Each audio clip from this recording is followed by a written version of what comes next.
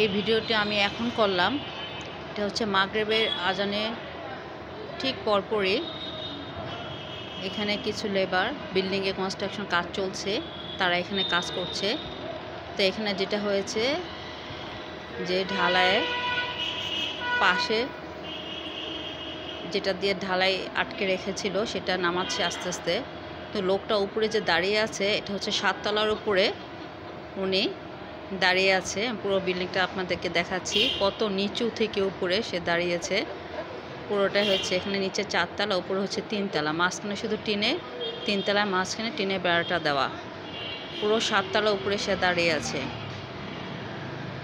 পিলারের উপরে। কতটা রিস্ক নিয়ে সে কাজটি করছে।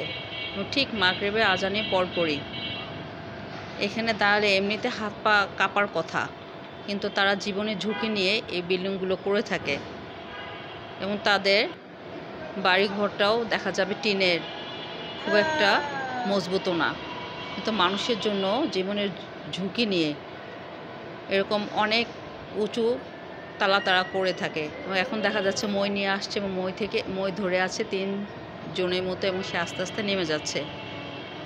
মানে দেখলেই অন্যরকম ভয় লাগে।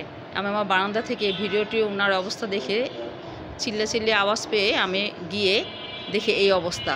উনি খুব ভয়ে চিৎকার করছিল এবং কাজ করছিল এবং সাথে সাথে আমি ভিডিওটি করি। ওনার ভয় দেখতেছিলাম যে উনি ভয়ে কাজ করছে, আমিও চিন্তা করছি যে মানুষগুলো কত রিস্ক নিয়ে এই কাজগুলো করে থাকে। তো হেফাজতে উনি নামতে পেরেছে, শুকরিয়া, আল্লাহ হাফেজ।